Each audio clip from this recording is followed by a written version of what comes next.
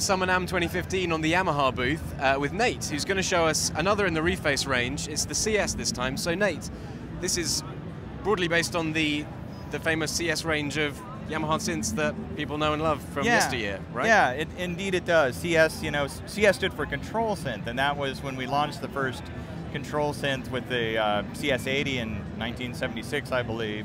That was a big part of the sound. It had a lot of ways you could interact with the sound via the keyboard with polyphonic aftertouch, velocity, and all sorts of things you could do. And it made it very identifiable for the player. They could make it very unique sounding. Yeah. And the Reface CS has a lot of design cues and inspiration from the CS01, which was a little mini battery-operated synth with built-in speaker and you know, that sort of thing. So it takes a lot of inspiration from the entire CS line. Okay, so the synthesis engine itself, can you tell us about that then? Well, it's an analog physical modeling engine. A lot of people may remember the AN1X. That was probably one of the first physical modeling analog synthesizers that was out there. So it has a lineage back to that, but it does much more than analog sound. It has some digital sound capabilities as well. So there's really multiple synthesis engines inside Reface CS. And the keyboard itself, 3 octaves, mini keys. Yep. Do you have aftertouch on that as well? There's no aftertouch, but it is the same keyboard that's on the YC and the CP organ. Yeah, so the same really high quality, you get a really great feel from playing it. Okay, and there are a couple of interesting features like the looper and the effects that are on there, so can you tell us quickly about what's going on there? Right, well with the looper, it gives you the ability to record a phrase, which is great. A lot of people who are you know, into synthesis, they want to have something keep triggered so they can tweak the sounds with both knobs, so you can use it that way. Or it has an overdub feature, so you can record a bass line and then put another part on top of it. And it's kind of like its own little thing. So it doesn't really record your sound, it just records the notes you play. So you can tweak and change and do anything you want while it's playing. And it's really useful for both sound design, or you got a great idea, let's record it real quick. You can do both. So it's not quite a sequencer then, so if you sort of are recording things that are a bit wonky. It's like a little musical notepad. Okay, so much more a looper than a sequencer then. Yeah, very much. And the effects, what have you got there? The effects, we've got 5 built-in effects. You've got a delay, you've got a phaser, chorus and flange, and they're on a single slot here. What happens is as you increase depth, chorus turns into flange. It's kind of how it works anyway. And then finally you've got distortion, so you can really, we have kind of a theme going, making guitar players mad. In a nice way, it's a friendly way we're making them mad. But yeah, you've got a distortion, so if you want a real dirty sound, you can kick that in and get that type of effect as well. Cool, so let's have a little demo then, let's see how it sounds. Let's. So the heart of Reface kind of happens in the oscillator section. That's right in the middle of the keyboard. And you have 5 different types of oscillators. And as you change through them, you're kind of going through a couple different types of synthesis. So you have your analog style waveforms at the bottom, and they are in this order. You have a saw, you've got a pulse, and you've got oscillator sync in these first 3 locations. When I move to the next, I get ring modulation, very interesting, and I get FM synthesis in Reface CS. Going back to the saw, there are 2 sliders right next to the oscillator type. One's called texture and one's called mod. And depending on which oscillator you're on, these will do different things. So if I hold down to bring in texture, you can hear it bring in a sub-oscillator. And this is reminiscent of the original CS series. It had that sound. It was a very characteristic sound.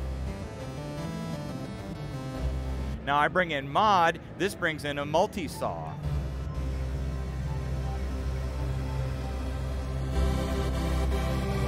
And you get some pretty massive sound straight away with that. Just going to a different position, let's say I go to the oscillator sync.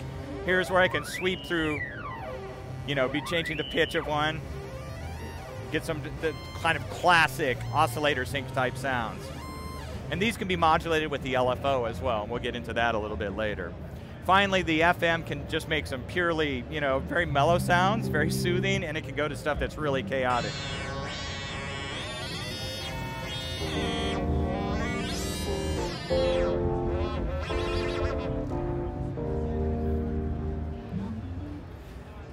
So it's a way to get a bunch of different you have access to a bunch of different synthesis types within the OSC section. So let's talk a little bit about the filter. Everybody loves a filter in a synthesizer. And Reface CS has a 24 dB per octave resonant low pass filter, so you can, you guys feel that? That is serious. So you can sweep the filter. Moving further to the right of the keyboard, you have an envelope generator section. This is a really interesting part of it. So you've got your ADSR where you can shape the sound. You know, this will do amplitude. You get these more pad-like sounds affecting the attack, decay, sustain, or release. But you've got this very interesting slider here to move between amp EG and filter EG.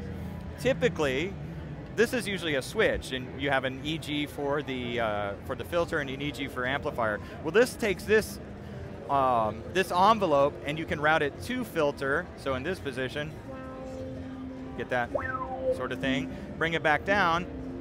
Filter now is staying static, and it's shaping the amp. But I can get anywhere in between. And as I move all the way to the top, the amp EG becomes more of a gate. So it's a real interesting way to get some subtleties into your aperiodic sound shaping that you do with the envelope generator.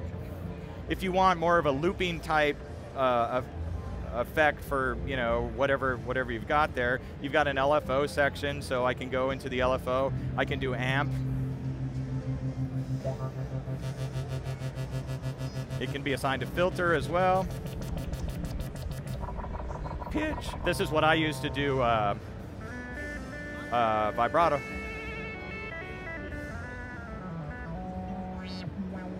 And then OSC, and this again will do different things depending on which oscillator type I have selected. And you can, almost becomes its own form of synthesis here at extreme ranges. If I go up into the ring mod section,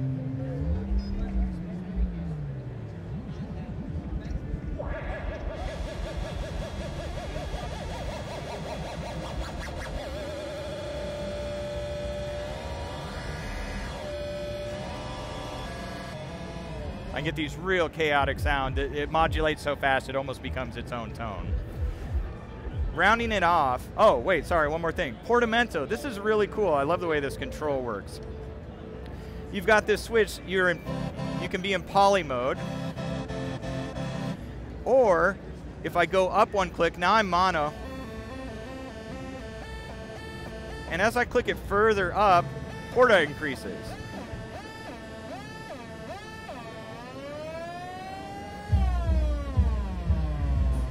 So you've got one control that is very useful in a performance. You can get at a lot of different things. Let's take one look at the looper, because this is a kind of a neat creative tool you can use to design sounds or just capture a musical idea. I kick it into record, and I get a tempo, so I just play along. And now I can still tweak the sound. I can do whatever I want. If I want to add more,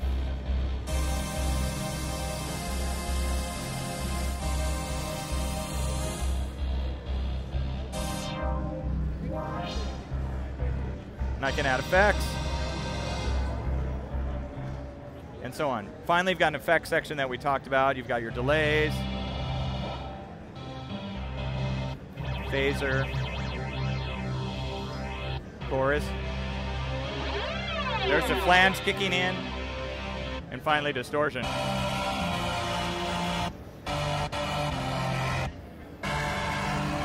And you got pitch bend. Reface CS.